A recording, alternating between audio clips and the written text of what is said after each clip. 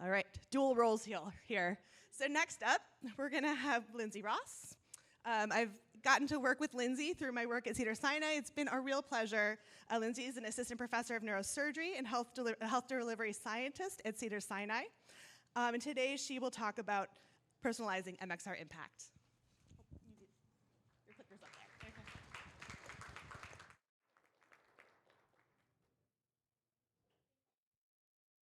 My mic on?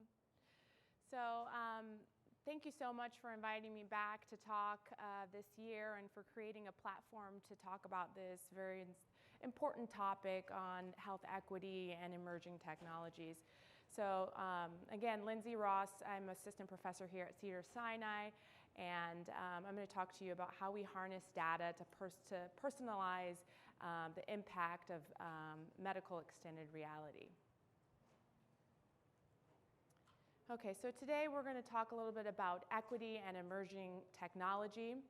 I'm going to talk to you about the strategies that we have discovered to improve diversity in clinical trials, and what the evidence that we have found in our clinical trials about the digital divide, and specifically virtual reality, and some takeaways.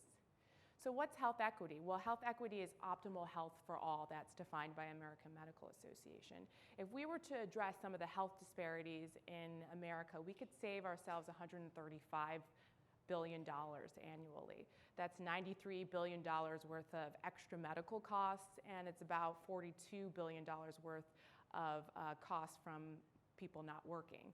So you can imagine if our workforce is not working and they're not healthy, then we're not a productive community. So our healthcare is our future. So all these emerging health technologies that we're talking about, whether it's mixed reality platforms, digital health tools, augmented intelligence, or biosynthetics, really must develop them in a way that advances health equity. So really, who's at risk? Oh, it's our patients who might not know how to use technology. And we've talked a lot about our elder population, or patients that don't speak certain languages, or patients also that have disabilities. So 13% of the US population is defined as having some sort of disability. So blindness in using virtual reality, or having a stroke and not being able to use your limbs for some of the devices, or even patients that live in rural areas and don't have access to some of the devices. Who else is at risk? We talked a little bit about this today too, but is patients that don't have the resources to afford them. So we talked about Apple Vision Pro, which I looked up. I would love to get $3,499, even with my neurosurgery salary. That is a little bit too much. MetaQuest 3, still $500. So many patients cannot afford this type of technology to use these platforms. So you've seen this slide before. This is the study that I participated in as a co-investigator, looking at chronic low back pain, where we had 3 experiences that we sent to patients' homes: a non-immersive experience, which was our sham, an immersive distraction experience, and then a more immersive skills-based experience.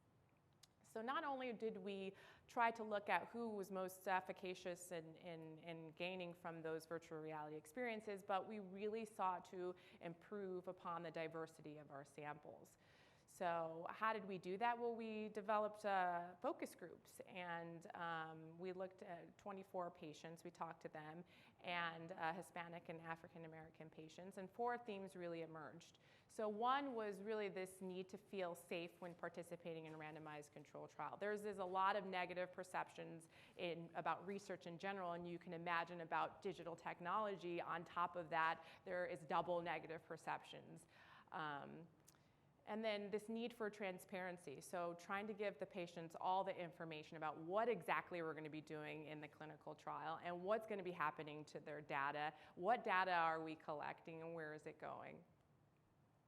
And then just general lack of interest of participating in research in general, whether you don't offer the language that I speak primarily, I'm just not educated on how research helps healthcare. And then I didn't get this information from somebody I trust, like my doctor or my pastor or other community members. And then there's this lifestyle constraint and time constraint, and how will this ever fit into my lifestyle or my apartment where I live with 3 kids and 2 bedrooms? How am I going to sit down and have an immersive experience with VR? So we sought to address a lot of those by getting all that information, and we changed our research materials to really focus on why we're doing the study, putting the purpose of the study on the flyer in the front, changing the images to reflect a little bit more accurate what our study is about, giving additional study information that really relevant and apparent through the QR code, and telling patients how much they might get from participating in the study. We also created a video that showed patients how to put on the VR headset during the study, so that they didn't have to read through a manual of 10 pages of how to put on a VR headset. We just showed them in a video. And how did we address the trust issue? Well, the traditional way that we recruit for patients is we ask the referring doctors to identify patients for us, and then they send the information to our research coordinators, and then our research coordinators will contact the patients. We decided to take some of those steps out and really just go direct communication with the patient and use some of the referring physicians' names to try to help foster some more trust.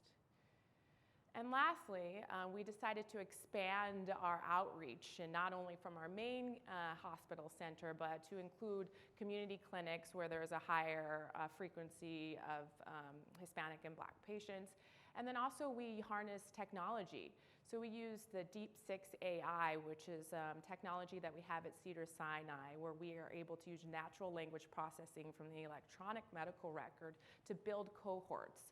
So we use keywords like chronic low back pain, and then did filters for Hispanic and Black patients. And then we were able to create a long list of patients that we can recruit from and micro-target, which increased the frequency of our recruitment for our specific patient populations. So here's some of our data. So before we implemented some of the changes that we learned, our Hispanic population in our study was 16%, our Black population was 17%, and our non-Hispanic white population was 55%. We decided to be quite ambitious, and we wanted to have targets that mirrored more of our Los Angeles community. So we said we're going to strive for 40% Hispanic patients, 17% Black patients, and 35% non-Hispanic white patients. We just finished recruiting for the study maybe a month ago, and we came very close to our targets despite not being able to change some of the software for Spanish language due to inability to do that in a timely fashion and some other barriers. But we did improve our Hispanic population to 34%, our Black population to 22%, and our white population at 38%, which was a little bit more reflective and vastly different than many other clinical trials, especially digital health clinical trials that are performed in this country. So what are our key takeaways? Really, well, implementing changes that are micro-targeting and specific can result in significant changes in diversity of individuals in clinical trials, and this p-value less than 0.001. Using technology, especially deep language programming, to create cohorts and micro-target is an effective tool for diversifying your clinical studies. Using culturally sensitive recruitment strategies can also effectively address the issues of mistrust among your minority patient populations, and really trying to understand lifestyle, culture, time constraints when you're creating and designing your study is important. So we also got some supplemental funding to try to understand a little bit more about the digital divide, not only our diverse patient populations, but trying to study a little bit about who's on one side or the other side of the digital divide. So what's the digital divide?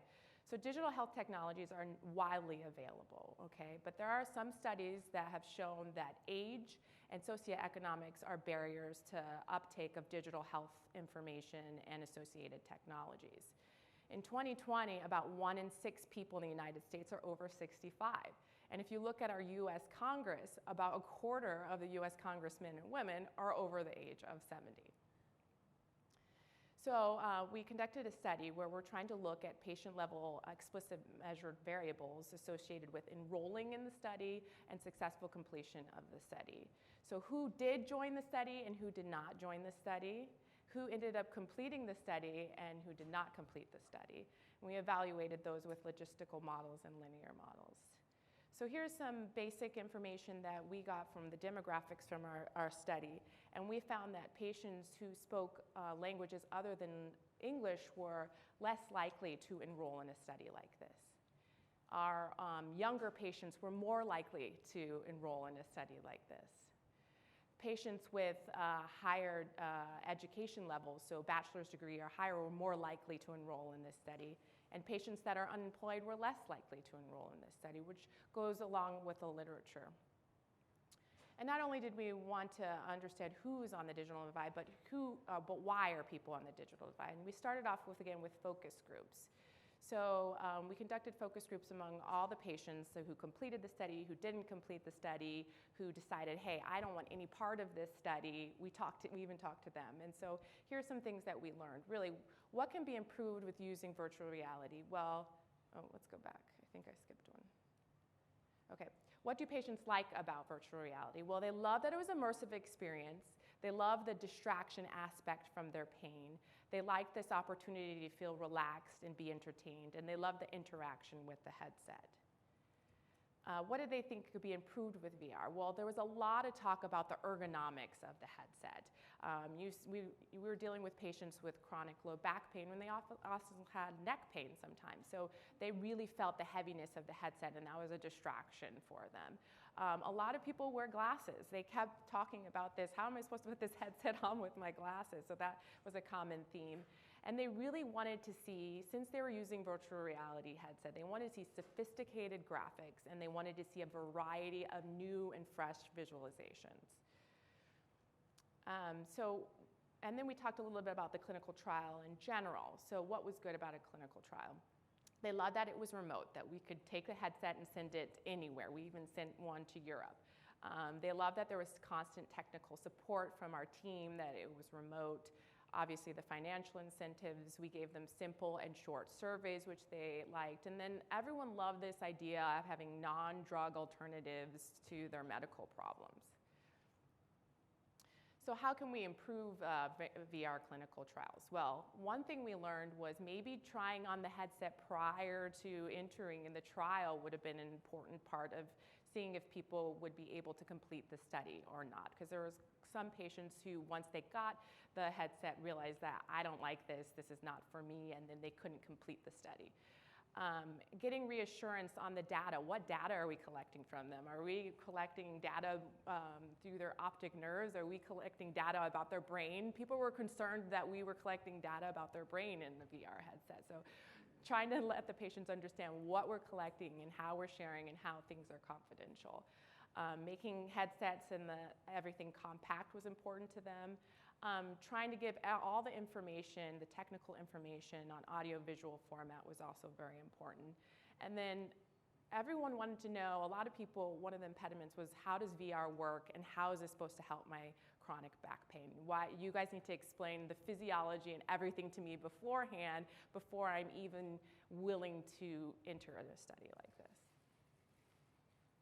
So what are our key takeaways? Well, our logistic regression analysis really aligns with our reported literature about age and education and employment, and even speaking certain languages.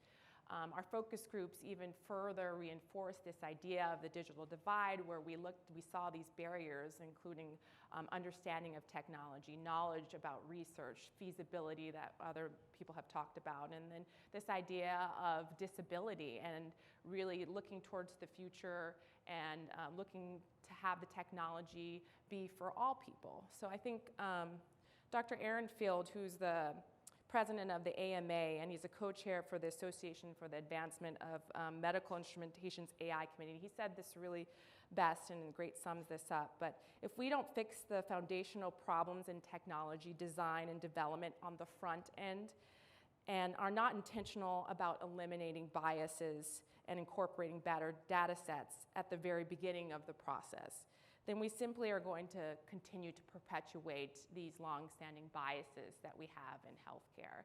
And so as we look towards designing these studies with mixed reality and other healthcare technologies, we constantly have to be reminded about the people that could be left behind. And you know this big wave of technology is coming in the next 50 years, and so we have to be diligent about making sure that all patients are taken care of. Thank you.